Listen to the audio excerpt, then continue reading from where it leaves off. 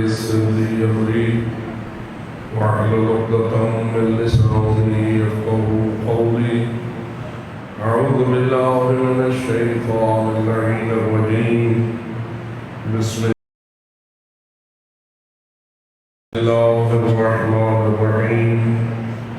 الحمد لله رب العالمين، والصلاة والسلام على أشرف الأنبياء والمرسلين سيدنا ونبينا وشفيع ذنوبنا وطبيب قلوبنا ومولانا أبي القاسم محمد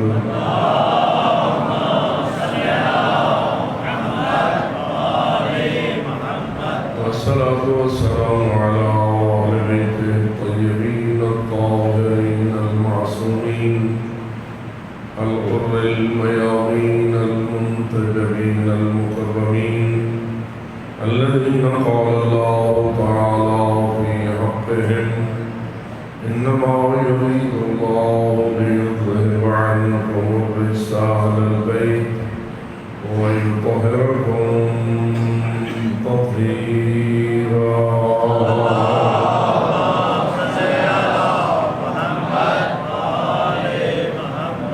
ورحمة الله على أحبابهم وأصحابهم وشيعتهم ومواليهم أجمعين، ولعنة الله على أعدائهم وقاتليهم وظالميهم ملعونين من يوم ظلمهم إلى أبد الآبدين.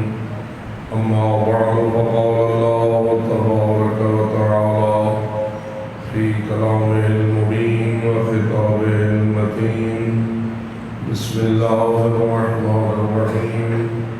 لقد أرسلنا رسلنا بالبينات وأنزلنا معهم الكتاب والميزان ليقوم الناس بالقسط. الصلاة. اللهم صل على محمد وآل محمد. نعرہ تکبیر، نعرہ رسالت، نعرہ حیدری، نعرہ صلوات.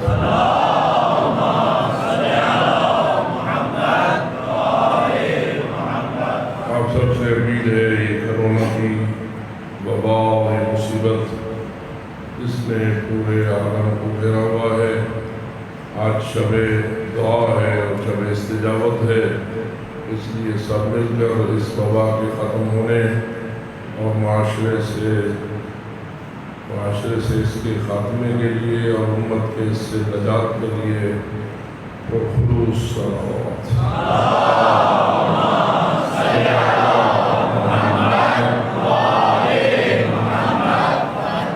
جو لوگ اس سلسلے میں مریض ہیں، اسپتالوں میں داخل ہیں یا تو اس خوف میں ہیں، وہ سب کی شفا یابی کے لیے اور نجات کے لیے بآواز بلند صلوات.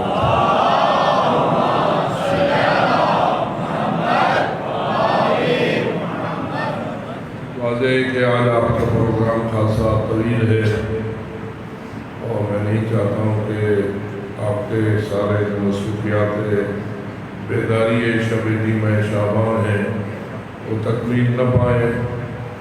تاہم جو میرے ذمہ ہے تھوڑا سا تذکرہ وہ آپ کی خدمت میں عرض کرنے کی سعادت پاتا ہوں. توجہ کے لیے بآواز بلند صلوات.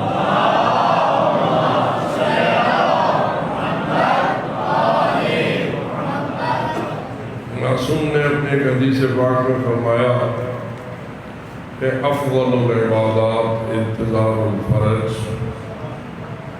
سب سے افضل عبادت، تمام عبادات میں سے افضل عبادت انتظار الفرج، مولا کے ظہور اور ان کی آزادی کا انتظار.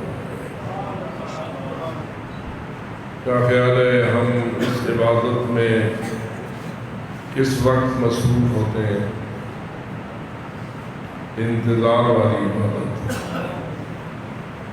مثلا نماز اپنے خاص وقت میں پڑھی جاتی ہے، روزہ اپنے خاص ایام میں رکھا جاتا ہے، زکوٰۃ بھی اپنے خاص شرائط کے ساتھ ادا ہوتی ہے، خمس بھی اپنی خصوصی تفصیلات کے ساتھ ادا ہوتا ہے، جہاد بھی، زیارات بھی، حج بھی، یعنی یہ سارے اعمال اپنے اپنے خاص وقت میں انجام دیے جاتے ہیں۔ تو یہ جو افضل العبادات ہے، انتظار فرج، اس کا کون سا خاص وقت ہے؟ توجہ ہے؟ تو بتائیے، صبح کو انتظار کرتے ہو، شام کو انتظار کرتے ہو، دن کو انتظار کرتے ہو، رات کو انتظار کرتے ہو، وضو کر کے انتظار کرتے ہو، بے وضو انتظار کرتے ہو، کس وقت انتظار کرتے ہو کہ جو افضل العبادات؟ آپ کا جواب کیا ہے؟ کہ کریں گے ہلے کہہ رہا ہوں، تو کس وقت ہوتا ہے یہ انتظار؟ جی ہر وقت ہوتا ہے۔ تو معلوم ہوا کہ ایک ایسی عبادت دور غیبت کے اہل ایمان کے لیے عطا کی گئی ہے، جس کا نہ کوئی وقت ہے نہ جس کی کوئی شرط ہے۔ جو بھی مولا کے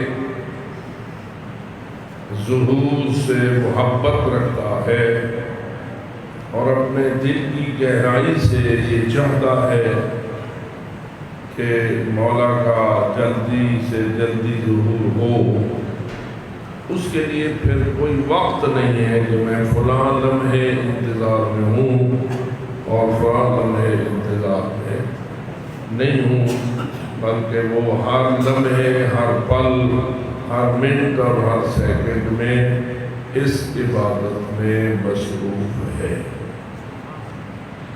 حتیٰ کہ جب بندہ سو جاتا ہے اور ہر چیز سے غافل ہو چکا ہوتا ہے، کیا عالم نیند میں بھی منتظر ہوتا ہے یا نہیں؟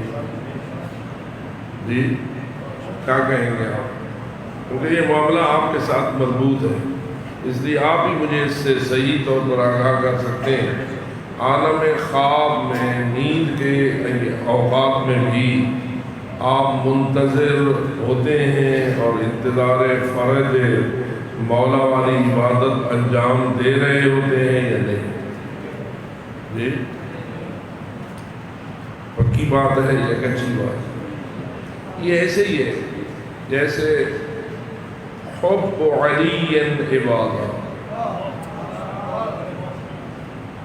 حب علی عبادہ، مولا امیر المومنین کی محبت عبادت ہے۔ یہ محبت جو عبادت ہے یہ کس وقت کی جاتی ہے؟ اس کا کوئی وقت معین ہے؟ اس کے کوئی شرائط معین ہے؟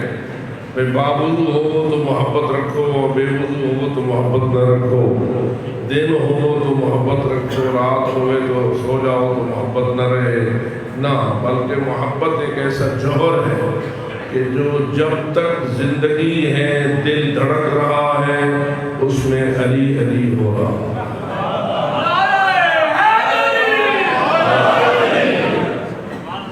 حب ایسی چیز ہے، تو اس لیے میں سمجھتا ہوں جیسے حب مولا امیر المومنین علی ابن ابی طالب ایک ایسی عبادت ہے جس کے لیے مخصوص نہ شرائط ہے نہ مخصوص وقت ہے، ایسے ہی انتظار و فرج المولا بھی ایسی ہی عبادت ہے جس کے لیے کوئی وقت معین نہیں ہے، بس آپ محبت رکھیں اس سے کہ مجھے اللہ مولا کا منتظر رکھے۔ تو جو اس عبادت میں ہے اس وقت بھی بآواز بلند صلی اللہ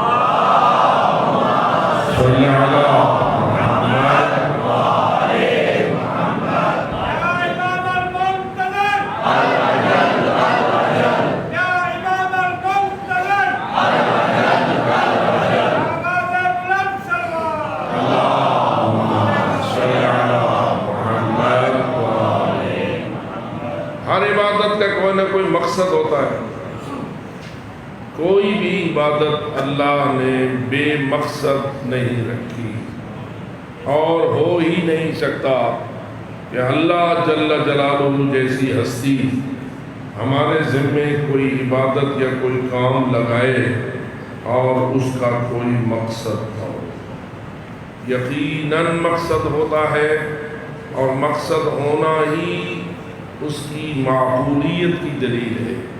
کسی چیز کا کوئی مقصد اور غرض و غایت نہ ہو تو وہ کام فضول اور عبث شمار ہوتا ہے۔ اس وقت آپ اس مسجد میں تشریف لائے ہیں، جبکہ اکثر آپ اس وقت میں اس مسجد میں موجود نہیں ہوتے۔ اس وقت اگر ہم اس مسجد میں آتے ہیں تو عموماً یہ مسجد خالی ہوتی ہے۔ کوئی اکا دکا مومن اگر کبھی کچھ رہ گئی نماز پڑھ رہا ہوتا ہے تو اور بات ہے، ورنہ عموماً مسجدیں ان اوقات میں خالی ہو جاتی ہیں۔ آج جو یہ مسجد اتنی بھری ہوئی ہے تو کسی مقصد کے لیے ہے یا بے مقصد ہے؟ وہ مقصد معمولی ہے یا اعلیٰ مقصد ہے؟ اس اعلیٰ مقصد کی طرف آپ متوجہ ہیں تو یقیناً جب ہر عبادت الہی میں مقصدیت پائی جاتی ہے اور جتنی عبادت بلند ہوتی ہے اتنا ہی اس کا مقصد بھی بلند اور اعلیٰ ہوتا ہے۔ تو ذرا آپ مجھے ذہنوں پر زور دے کر یہ فرمائیے، انتظار جو اتنی بڑی عبادت ہے، انتظار فرج مولا، اس کا کیا مقصد ہے؟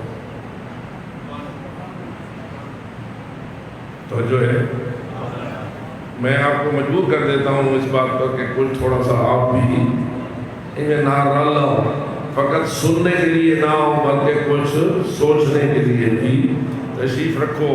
اور چونکہ یہ حدیث پاک ہمیشہ آپ کو سناتا ہوں کہ التفکر افضل من عبادت 70 سنہ، تفکر کرنا، فکر کو استعمال کرنا، یہ 70 سال کی عبادت سے افضل عبادت ہے۔ جو اس عبادت کو انجام دینا چاہتا ہے بآواز بلند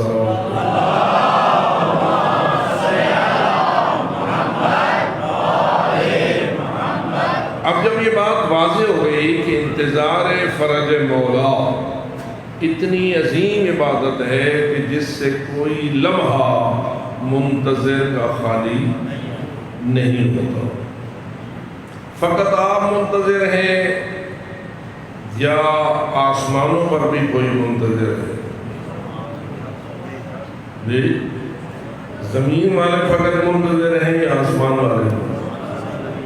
آسمان والوں میں ایک ہستی کو اللہ نے زمین سے اٹھا کر آسمان پہ بٹھا دیا تھا، وہ ہستی یاد ہے؟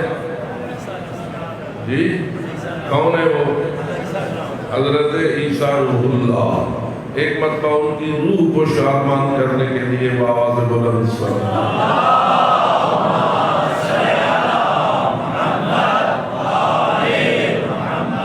اللہ نے انہیں موت کا ذائقہ بظاہر نہیں چکھایا، اور رفع اللہ الیہ، اوپر کی طرف آسمان کی طرف اٹھا لیا، اور اللہ نے قرآن میں کہا ما قتلوہ وما صلبوہ، دشمن جو تھے نہ حضرت عیسیٰ کو قتل کر سکے اور نہ حضرت عیسیٰ کو سولی دے سکے۔ حالانکہ آپ جانتے ہیں کہ جتنے بھی مسیحی عیسائی ہیں ان کا سب سے مقدس ترین نشان کیا ہے؟ صلیب۔ کیا ہے کہ ان کا جو تازہ آپ نے دیکھا تھا نا کہ حضرت ایت اللہ سیستانی متضل العالی کی خدمت میں ان کا سب سے بڑا پوپ، ان کا سب سے بڑا مذہبی رہنما جب گیا تھا، اس کے گلے میں کوئی چیز نظر آ رہی تھی زنجیری کی طرح لٹکی ہوئی، وہ کیا تھا؟ صلیب، یعنی سولی کا نشان۔ چاندی یا سونے کا وہ بنا لیتے ہیں، گلے میں ڈال دیتے ہیں، قبروں پر صلیب کا نشان لگاتے ہیں، عبادت گاہوں پر صلیب کا نشان لگاتے ہیں، اور شاید صلیب کو رواج دینے کے لیے اس نشان کو انہوں نے یہ ٹائی بھی بنائی۔ بیٹھے ہو، یہ جو ٹائی ڈالتے ہیں یہ اصل کیا ہے؟ اب تو مسلمانوں میں بھی رواج عام ہو گیا اور اس کی جو اصل مذہبیت تھی جو ایک حد تک ختم ہو گئی، لیکن بنیادی طور پر یہ ٹائی چیز ہے کیا؟ تو یہ بھی اسی صلیب کا نشان ہے جو ان کی مذہبی علامت ہے۔ خیر میں اس پہ بحث نہیں کرتا. تو ان کی مذہبی نشانی ہے سلیب. جیسے مثلا آپ شیعہ کی مذہب کی نشانی ہے علم حضرت ابوالفضل عباس ہے نا, جس کا ہے باز بلند سلام.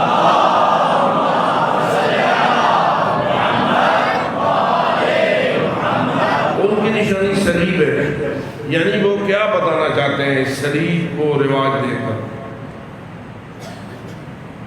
کیا کہیں گے آپ؟ یعنی وہ یہ بتانا چاہتے ہیں کہ ہمارے جو ابو سے خدا کا بیٹا بھی کہتے ہیں, نبی ہیں, رسول ہیں, راہ رہنما ہیں, حضرت عیسیٰ, ان کو کیا کر دیا گیا تھا؟ سولی دے دیا گیا تھا. اور ہم اس سولی سے محبت رکھتے ہیں اور اس سولی کی قدر کرتے ہیں.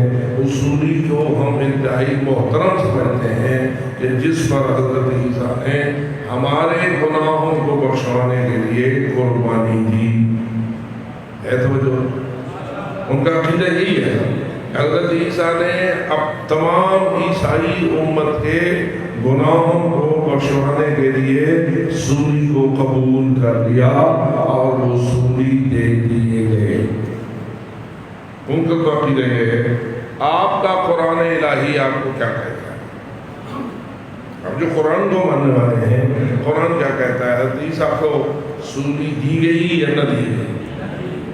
جی تو میں نے آپ کو آیت پڑھ کے سنائی, وما قتلوہ وما صلبوہ. وہ دشمن نہ حضرت عیسیٰ کو قتل کر سکے اور نہ حضرت عیسیٰ کو سولی دے سکے. بل رفعہ اللہ الیہ ولیکن شبہ لہم, ان کے لیے معاملے کو اشتباہ میں ڈال دیا گیا تھا اور وہ یہ سمجھے کہ حضرت عیسیٰ کو سولی دے دیا گیا ہے, جبکہ حقیقت یہ ہے کہ اللہ نے حضرت عیسیٰ کو زندہ ہی آسمان کی طرف اٹھا لیا تھا. اور جو بندہ سولی چڑھا تھا اس کو وقتی طور پر اللہ نے حضرت عیسیٰ کی شکل میں تبدیل کیا تھا, اور جب اس کو سولی دے دی گئی تو وہ اپنی اصلی شکل پر واپس آ گیا. باواز بلند صاحب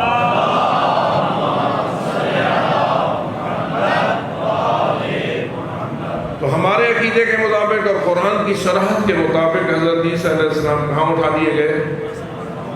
اب سوال یہ ہے کہ وہ آسمان پر آج تک ہیں یا نہیں؟ کس کے انتظار؟ توجہ ہو گئی. اب آپ اور وہ دونوں مل کر ایک ہی قسم کی عبادت کر رہے ہیں. وہ بھی منتظر اس کے جس کے آپ منتظر, وہی ان کا بھی منتظر جو آپ کا منتظر. ٹھیک ہے, اور وہ ہیں حضرت مہدی برحق قائم آل محمد صلی اللہ علیہ وسلم. اس کا مطلب یہ ہوا کہ یہ انتظار والی عبادت فقط آپ کی نہیں, بلکہ یہ ایک بہت بڑے اللہ کے نبی, رسول اور اولو العزم پیغمبر کی عبادت ہے. اور وہ بھی اسی مقصد کے لیے آسمانوں پر بیٹھے انتظار کر رہے ہیں. کیا خیال ہے؟ مزہ آتا ہے انتظار کا؟ ہاں, مقصد کیا ہے اس عبادت جو انتظار والی آپ بھی کرتے ہیں اور وہ بھی کرتے ہیں؟ ٹھیک ہے, بہت سارے لوگ تو غیبت کے قائل نہیں ہیں. جو ہے بہت ساری امت مسلمہ امام کی غیبت پر ایمان نہیں رکھتی. وہ کیا کہتے ہیں؟ وہ کہتے ہیں وہ ابھی متولد ہوئی ہے نہیں. آپ 15 شعبان کی رات کو مولا کے لیے شب ولادت مانتے ہیں. مانتے ہو؟ شب ولادت میلاد امام مہدی برحق عجل اللہ تعالیٰ فرج شریف ہے. آپ تو اس کام پر ایمان رکھتے ہیں کہ ان کی 15 شعبان کی شب سن 255 ہجری میں حضرت نرجس خاتون سلام اللہ علیہ کے بطن مقدس سے ان کی ولادت باسعادت ہوئی تھی. جو ایمان پہ ہے باوجود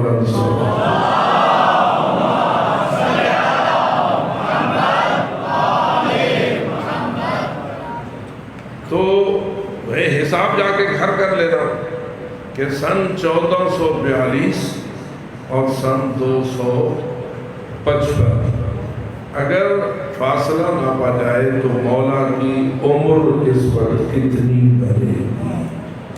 ٹھیک ہے، کیا آپ ایمان رکھتے ہیں کہ مولا اتنی لمبی عمر والے ہیں؟ تھی تو بڑے گئے ہوتے ہیں، تھی طرح ضعیف گئے ہوتے ہیں، کمری جھکی ہوتی ہوتی، کیا خیال ہے آپ؟ نہیں، بلکہ اللہ رب العزت نے ان کو مخصوص زندگی عطا فرما رکھی ہے۔ اسی لیے روایات میں ہے کہ جب آپ کا ظہور ہوگا تو 40 سالہ نظر آئیں گے۔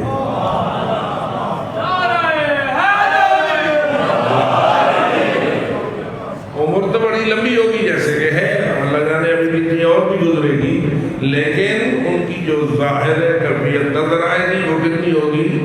40 سالہ۔ کیا تو اپنے رب کو ایسا مانتا ہے؟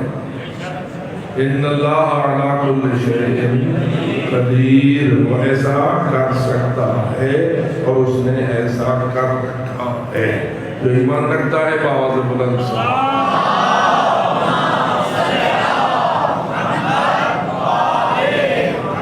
سوال یہ ہے کہ اللہ نے حضرت عیسیٰ کو بھی منتظر بنا رکھا ہے، اور جو حضرت امام مہدی برحق اللہ تعالیٰ فرج شریف کی ولادت باسعادت کے قائل ہیں اور غیبت پر ایمان رکھتے ہیں، وہ بھی اس انتظار کی عبادت کو انجام دے رہے ہیں۔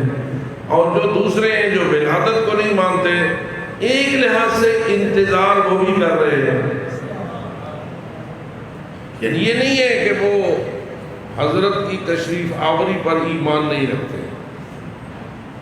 سارے مسلمان کسی بھی فرقے سے تعلق رکھتے ہوں، اس بات پر ایمان تو سب کا ہے کہ مہدی برحق نے ضرور آنا ہے۔ غائب ہے اور ظاہر ہونا ہے، یا ولادت پانا ہے اور آنا ہے۔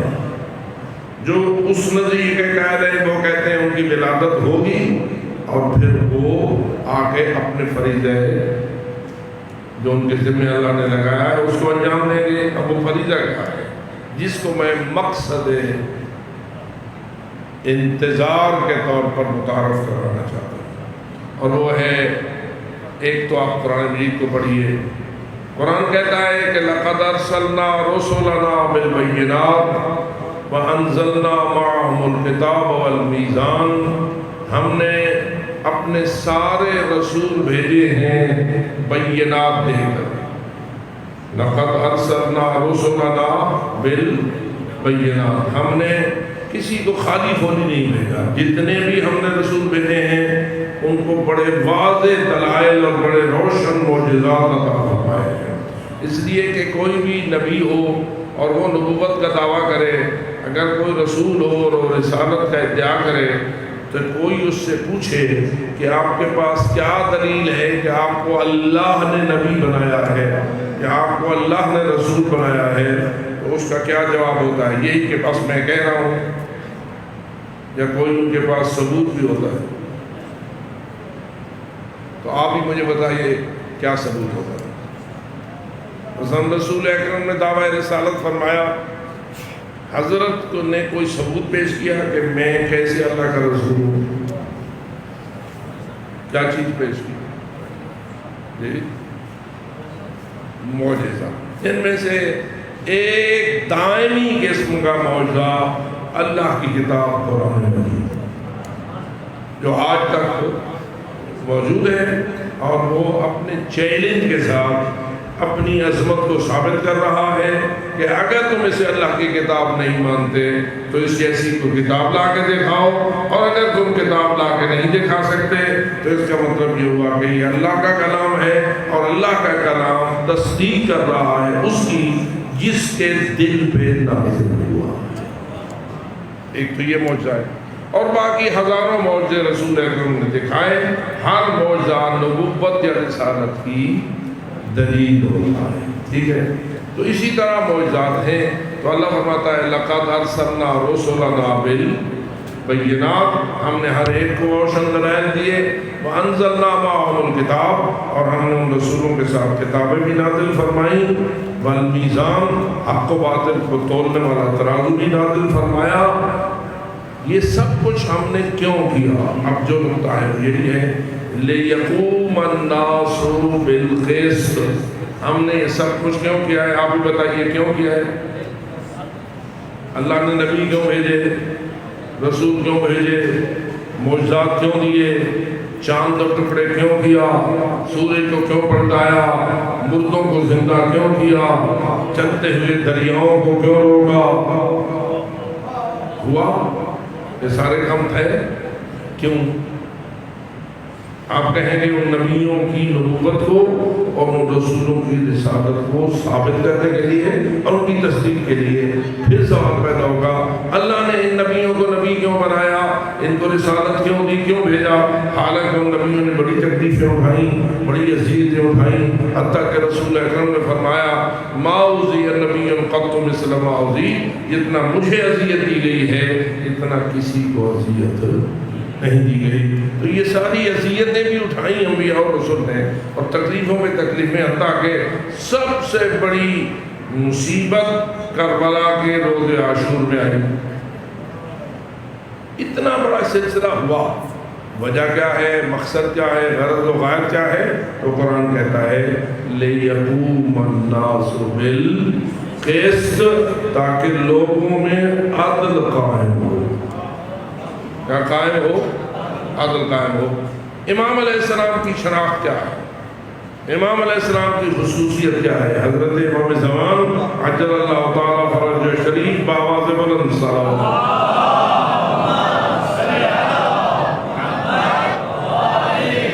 یہ میں تھوڑے سے ٹھنڈے تھے بیٹھے ہو، گرم صلوات۔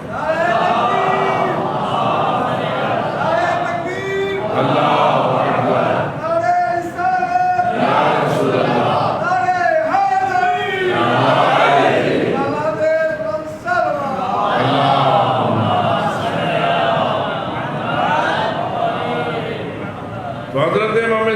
عجل اللہ تعالیٰ فرج شریف کے جو آپ منتظر ہیں اور انتظار فرما رہے ہیں، اس انتظار کا مقصد کیا ہے؟ ظہور چاہتے ہو نا؟ ظہور کیا فائدہ دے گا؟ جب ظہور ہوگا تو کیا ہوگا؟ تو جواب یہی ہے یملأ الارض قسطا وعدلا کما ملئت ظلما وجورا۔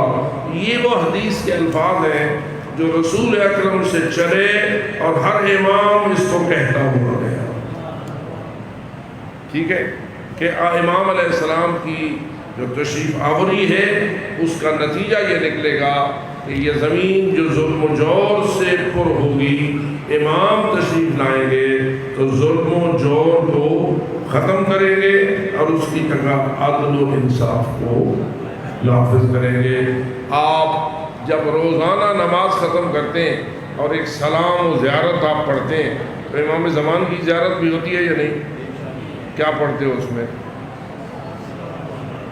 اس لفظ کو ذرا یاد کرو، یا صاحب الزمان، یا قام الکفر والطغیان دافع الظلم والعدوان، کہ آپ وہ ہستی ہیں جن میں کفر و طغیان کو جڑ سے اکھاڑ پھینکنا ہے اور ظلم و تجاوز و تعدی و عدوان کو بھی ختم کر دینا ہے اور دفع کر دینا ہے اور اس کی جگہ عدل کے نور کو پھیلا دینا ہے۔ تو کیا خیال ہے، آپ مولا کا انتظار کر رہے ہیں یا عدل کے قیام کا انتظار کر رہے ہیں؟ بولیے۔ تو مولا کا انتظار بھی تو اسی مقصد کی خاطر ہے نا۔